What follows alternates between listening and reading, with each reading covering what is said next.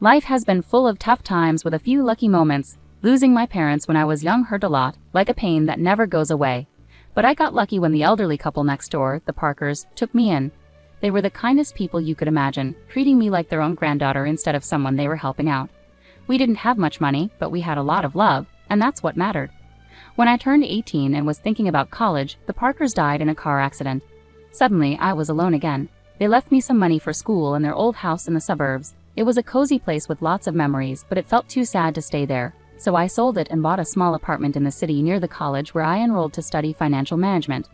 Having a plan and moving forward felt good. Classes were tough but interesting, and I focused on learning everything about numbers and markets. After college, I got a decent job. My days were busy with work, and I was doing okay, but the nights were different. The city felt lonelier than it should for a place with so many people. That's when I met Tom at a friend's party. He was loud, funny, and didn't care who noticed. His energy was contagious, and we clicked right away when he accidentally bumped into me, spilling my drink. "Hey, watch it," I said, more surprised than angry. "My bad. Let me make it up to you.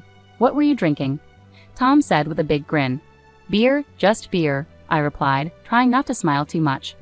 "2 beers, coming right up," he shouted over the music as he headed to the bar. That was Tom, simple, straightforward, and no fuss. We spent the whole night talking about everything and nothing. We found out we both loved old movies and hated sushi. Talking to him was easy, and when the party ended, I didn't want to say goodbye. A year later, he proposed. There were no dramatic gestures, just him, me, and a ring he awkwardly pulled out of his pocket while we were watching TV. "Marry me," he said, holding the ring so tightly I thought he might crush it. I laughed, not because it was funny, but because it was so typical of us. Perfectly imperfect. "Yes, of course, you big goof." Getting married didn't change much at first. We were the same, just officially a couple, which felt right. We settled into life together in my small city apartment, still close to the hustle, but now with someone to share the quiet moments. Life felt full, and for the first time in a long while, the evenings didn't feel so empty. Settling into married life had its comforts, but life has a way of throwing curveballs. Tom's parents, Mr. and Mrs. Dawson, were wonderful.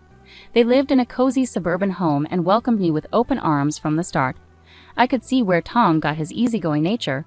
Their warmth was a balm for my heart, which still ached from losing my own family. "I'm so happy you're part of our family now," Mrs. Dawson would often say, squeezing my hand with such kindness that it warmed and overwhelmed me at the same time. "Thank you. I really appreciate how welcoming you've been," I replied, feeling genuinely grateful. Visiting them became our weekend tradition.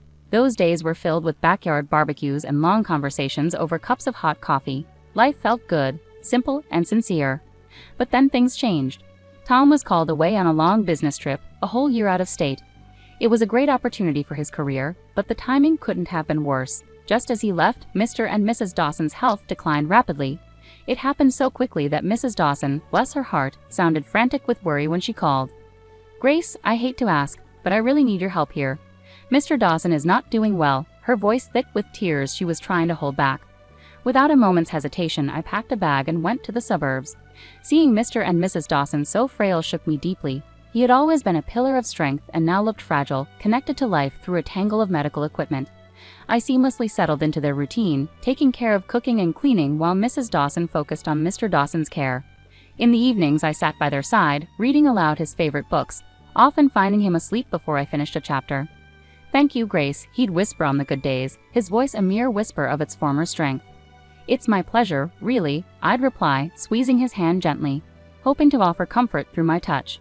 One quiet afternoon, as I was chopping vegetables for dinner, Mrs. Dawson sat down at the kitchen table looking older than her years.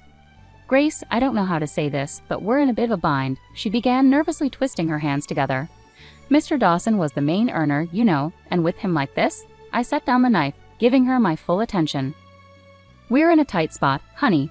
I hate to ask, but could you consider renting out your apartment? It might help us get through this rough patch," Mrs. Dawson said, looking down with clear embarrassment. I didn't hesitate for a moment. "Of course, Mrs. Dawson.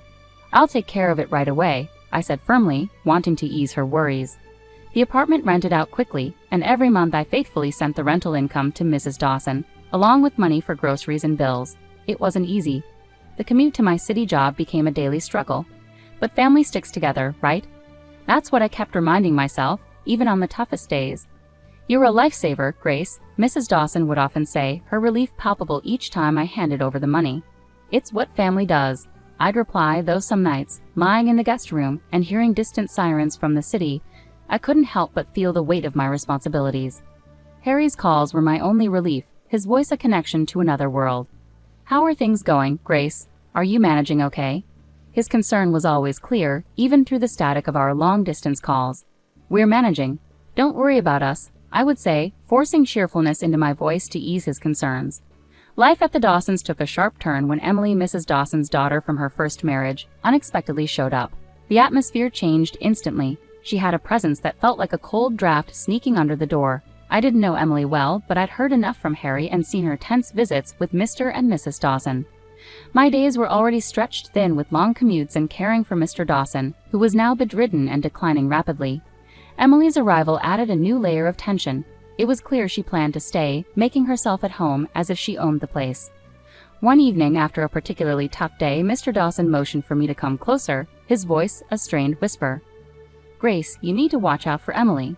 She's not a good person," he said, his tone grave and urgent, sending a chill through me. "I understand, Mr. Dawson. I'll be cautious," I promised, though I wasn't entirely sure what I was preparing for.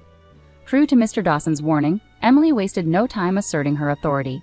The first indication came one morning when I found her in the kitchen, a storm cloud over the breakfast nook. "Just so we're clear, I'm not here to play housemaid or chef for anyone," she declared sharply, sipping her coffee and eyeing me as if I were intruding in her mother's kitchen. I was taken aback but kept my composure. "Okay, Emily, I've been handling things so far, and I can continue," I replied, trying to keep the peace. "Good, because I don't plan on lifting a finger. This is Mom's house, after all," she snapped back, her eyes challenging me to object. From then on, Emily ensured her presence was felt, but not in a positive way. She ordered takeout only for herself and her mother, leaving their empty boxes for me to clean up. Her disdain was clear and hurtful, but I endured it for Mr. and Mrs. Dawson's sake. "Grace, why don't you join us for dinner tonight?" Mrs. Dawson suggested one evening, a rare moment of warmth in her voice. Before I could respond, Emily interjected sharply. "Mom, Grace has been busy all day. She probably prefers eating later," her words laced with false concern, yet the message was unmistakable. I wasn't wanted. The days grew more difficult, my workload increasing. Emily's entitlement pervaded every corner of the house. At night, I could hear her whispering with her mother, poisoning her against me with her words. Mrs. Dawson, once kind and understanding, began to change, her demeanor colder, her gratitude less frequent. A couple of weeks later, Mr. Dawson passed away. The funeral was somber, with Harry flying in just in time to bid his farewells. It was the first time in months we were together, and having him by my side brought a sense of relief. Yet amidst the grief, I sensed a significant change at the Dawson home. Emily suddenly behaved impeccably, treating everyone with forced politeness. "How have things been while I've been away?" Harry asked quietly during a brief moment alone after the service. "Fine. Everything's been fine," I lied, forcing a smile. I didn't want to burden him further. His own grief was already too much to bear. "Are you sure? You look exhausted," he pressed, concern etching his brow. "It's just been busy, helping out around here," I reassured him, avoiding his gaze. It wasn't the right time to delve into the brewing turmoil beneath the surface. Once Harry departed, Emily dropped her facade. The guise of a caring sister vanished, replaced by the familiar sneer and dismissive attitude. The atmosphere in the house shifted drastically. Perhaps consumed by her own grief, Mrs. Dawson grew distant and cold toward me. Orders replaced conversations, and I began to feel more like an intruder than a member of the family. Emily took control of the household as if she were the lady of the manor, showing little regard for anyone's feelings but her own. She started barging into my room without knocking, rifling through my belongings as though searching for hidden treasure. One afternoon, while seeking solace in the garden, I stumbled upon a box hidden among the shrubs. Curious, I opened it only to discover my watches, jewelry, and even some of my underwear inside. My heart sank. Nearby, I found several of my dresses tossed carelessly over a bush. Anger surged through me. Clutching the box tightly, I stormed back inside, finding Emily lounging in the living room as if she owned the place. "What on earth, Emily?" I demanded, my voice trembling with fury. "You can't just throw my things out like this." Emily laughed coldly, the sound echoing mockingly in the room. "You live here? Please. You're just a guest, and not a welcome one at that. You should be out in the garden, or better yet, on the street. You're nothing but a freeloader anyway." Her words cut deep, like salt in a wound. I couldn't believe the venom in her voice. Shaking, I turned to Mrs. Dawson, who had just entered the room. "Mrs. Dawson, please tell her she can't treat me like this. This is supposed to be my home too," I pleaded, my voice cracking with emotion. Mrs. Dawson, once gentle and kind, now looked through me as if I were transparent. This is Emily's house now. She's right, Grace. Maybe it's time you found somewhere else to live, she said coldly. Her words hit me hard. Standing there with the box in my hands, my heart shattered. The home I had grown to love, the family I believed in, crumbled around me in that moment. Despite everything, I stayed because of a promise I made to Mr. Dawson on his deathbed, to care for his wife and prevent Emily from dominating her. But day by day, Mrs. Dawson seemed to adopt Emily's harsh demeanor. Her words turned cutting, her gaze icy. "You're just idling away here, aren't you?" Mrs. Dawson snapped one evening as I cleaned up after dinner, her voice dripping with disdain. "I'm doing my best to keep things in order," I replied, trying to stay composed despite the pain her words caused. "Your best? I could hardly tell. It seems like you're just mooching off us," she scoffed, turning away without another word. Her words wounded me deeply. I was far from a freeloader. I had rented out my apartment and faithfully handed over almost all the income to Mrs. Dawson. On top of that, I took care of most household tasks while Emily contributed nothing but criticism. Emily, living off her mother's pension, showed no gratitude. "Really, what does my brother even see in you?" Emily taunted nightly, her voice carrying through the thin walls. Each time I bit back my anger and frustration, clinging to the promise I made. But the house grew suffocating, filled with hostility like a minefield. One evening, returning early from work, my world turned upside down.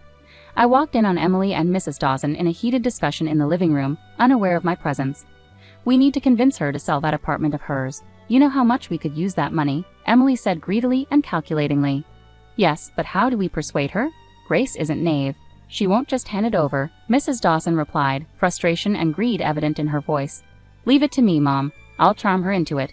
Once she signs it away, we can finally live the way we deserve." Emily's words cut through the air like a snake's hiss. Hearing them scheme to take away my only financial security was a brutal dose of reality. Fear gripped me. I couldn't stay any longer. Heart pounding, I slipped away to my room unnoticed. They were plotting to strip me of everything. The decision was clear in that moment. There was no way I could stay after hearing their plans.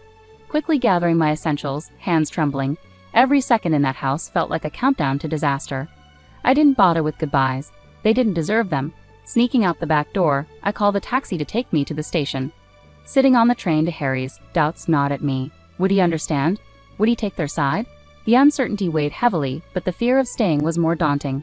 I stared out the window, the landscape blurring by, a mix of fear and determination settling in my chest. When I arrived at Harry's doorstep, his reaction was a blend of shock, relief, and curiosity. His eyes widened as he opened the door to find me standing there with my bag, looking as frazzled as I felt. "Grace, what's going on? Are you okay?" he asked, stepping aside to let me in. I hesitated, taking in the familiar and comforting sight of his temporary home. "No, Harry, everything's not okay. Not at all," I replied, my voice catching. He guided me to the couch, concern etched on his face. "Tell me what happened, babe. I'm here for you," he urged gently. I poured out everything to Harry, starting from Emily's return and the deteriorating situation at home to the financial pressures and the final betrayal. Their scheme to make me sell my apartment. I hadn't wanted to burden him while he was away working. As I spoke, Harry's expression darkened with each detail. By the time I finished, his fists were clenched, his jaw tight with anger. "Why didn't you tell me about any of this sooner?" he asked, his voice a mix of fury and concern. "I didn't want to cause you more stress. I thought I could handle it," I confessed, feeling foolish now. "Grace, damn it, you shouldn't have had to handle any of this alone," he exploded, rising to pace the room. "I can't believe my mom and Emily would treat you like this."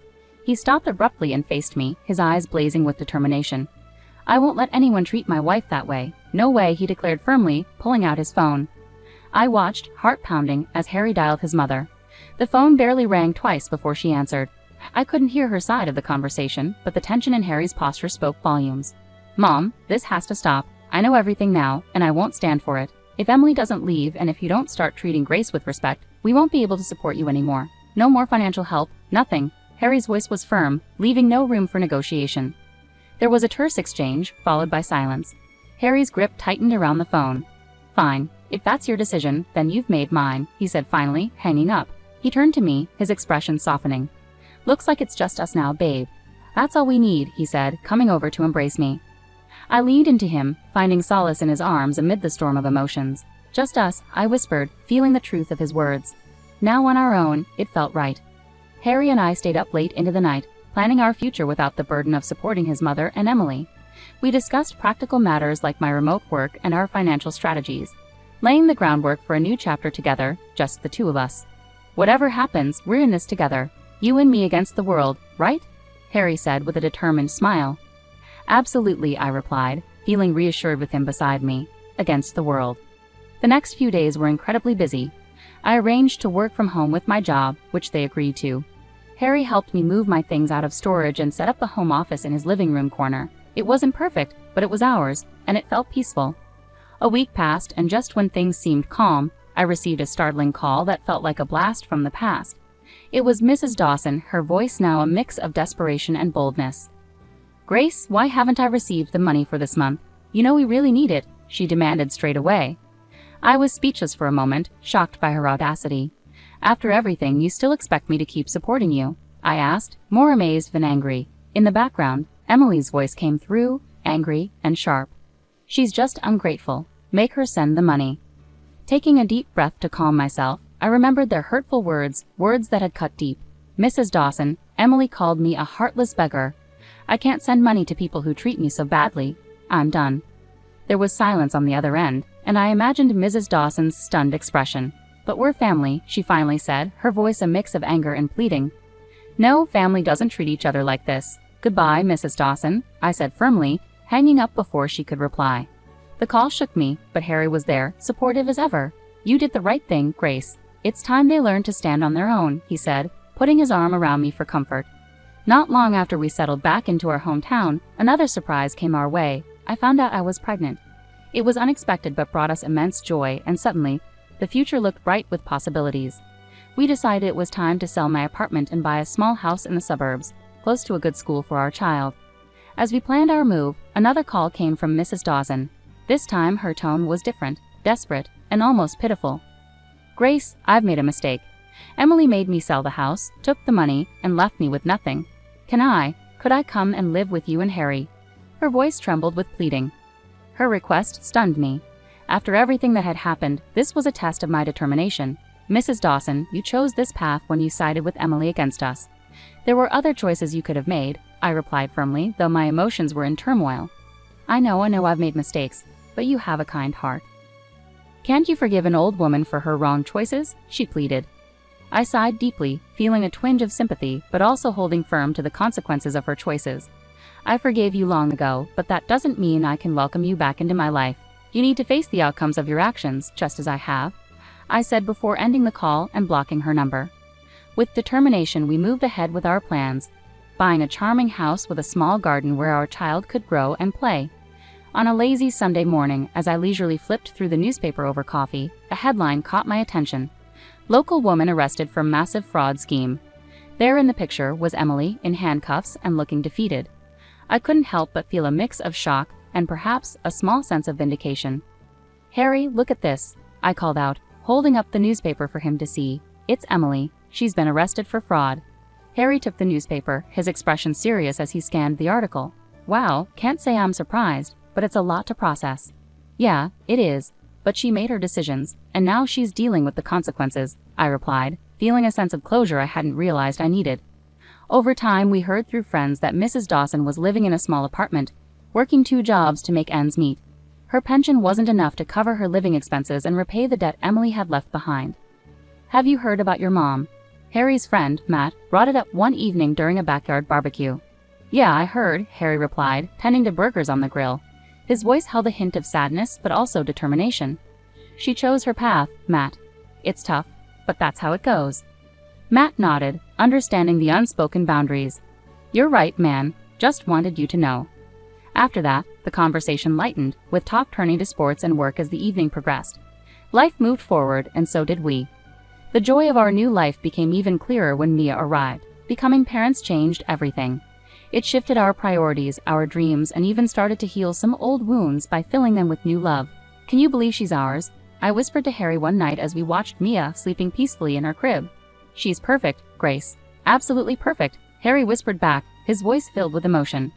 We cherished each day, celebrating every little milestone Mia reached, each smile, each giggle. She was our little miracle, and with her the difficulties of the past seemed to fade away, making space for new and better memories. Each day was simple yet filled with small moments of joy that created a beautiful tapestry of family life.